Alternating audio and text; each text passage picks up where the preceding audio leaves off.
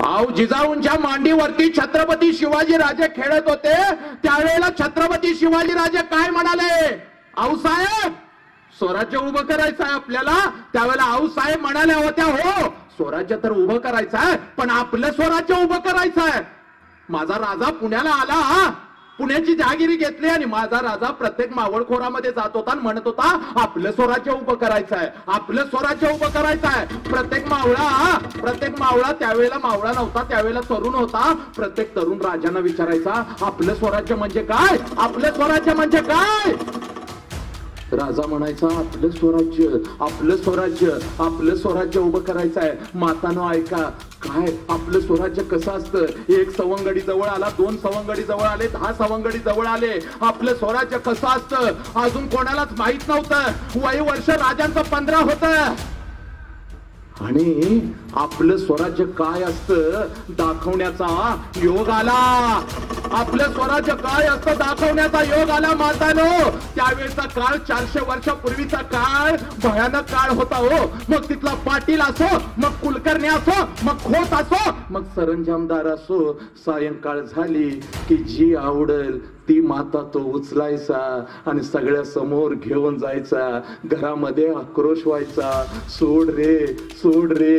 त्यावेळेला त्या राक्षसाला अडवणारा कोणीच नव्हता. ऐका मातानो आज आम्ही इथं ताठ मानेनं बसलेलो आहोत कारण छत्रपतींच्या स्वराज्याला घटनेमध्ये माझ्या बाबासाहेबांनी बांधलं. ती घटना आणि ते संविधान आज तुमच्या बरोबर आहे म्हणून तुम्ही आम्ही सुरक्षित आहोत. तो छत्रपती शिवाजी राजा सुद्धा इथं मांडणं अतिशय गरजेचं आहे. हे 15 वर्षाचा माझा राजा होता, 400 वर्षापूर्वीचा काळ होता. कोणी यावं, कुठल्याही घरात शिरावं, आवडलेल्या स्त्रीला उचलून घेऊन जावं, तिच्या अप्रूची लखतर वेशीवरती मांडावी. तो काळ होता. तिला उपभोगायचं, मनात आलं तर जिवंत सोडायचं, अन्यथा तिच्या शरीराचे लचके तोडले जात होते. आणि असं झालं रांजाच्या पाटलानं एका तरण्या माझ्या एका मातेला उचललं. रांजाच्या पाटलानं एका तरण्या मातेला उचललं, उपभोगली आणि सोडून दिलं. काय करायचं आता अशा या कोळशासारख्या आयुष्याचं. म्हणून त्या लेकीनं जीव दिला. घरातल्याने हंबरडा फोडला आणि राजांच्या कानावरती ही बातमी गेली. आणि आता आपलं स्वराज्य काय होतं हे दाखवण्याची वेळ आली होती. राजांच्या कानावरती जाताच राजा कडाडला. राजा म्हणाला कोणी असो, राजा म्हणाला कोणी असो. पुन्हा ऐका, राजा म्हणाला कोणी असो, तो ब्राह्मण असो, तो मराठा असो, तो महार असो, तो चांभार असो, तो कोणी असो, तो सरंजामदार असो, तो वतनदार असो, कोणी असो, त्याला उचलून आणा. त्याला उचलून आला. बऱ्या बोलानं जर नाही आला तर त्याचे हात पाय बांधून त्याला इथं आणा त्याला इथं.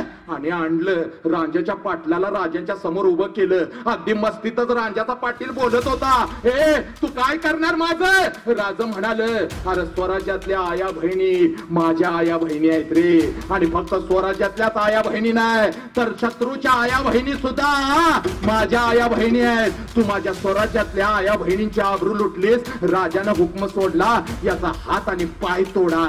फक्त हुकूम नाही सोडला तर रांजाच्या पाटलाचा हात आणि पाय तोडलं. आणि स्वराज्यातल्या प्रत्येक घरामध्ये खऱ्या अर्थानं दिवाळी साजरी झाली. आमच्या आया बहिणींच्या आबरूचं रक्षण करणारा राजा जन्माला आला. आमच्या आया बहिणींच्या आबरूचं रक्षण करणारा राजा जन्माला आला. घटनेचं पहिलं बीज तिथं रोवलं.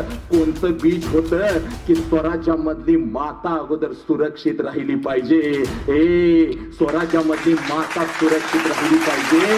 आणि ज्या वेळेला बाबासाहेबांनी घटना लिहायला सुरुवात केली त्यावेळेला ना फक्त महारांच्या स्त्रियांना, ना फक्त मांगांच्या स्त्रियांना, ना फक्त ढोरांच्या चांभारांच्या स्त्रियांना तर स्वराज्यातल्या प्रत्येक स्त्रीला अगोदर घटनेमध्ये बांधलंय आणि ती घटना आणि संविधान मातानो आज तुमच्या पाठीशी आहे. बाबासाहेब फक्त महाराचा नाही, बाबासाहेब फक्त मांगाचा नाही, तर बाबासाहेब समस्त या भारतातल्या 135 कोटी आयांचा आहे, आयांचा आहे. प्रत्येक बहिणीचा तो भाव आहे, प्रत्येक आईचा तो पोरगा आहे.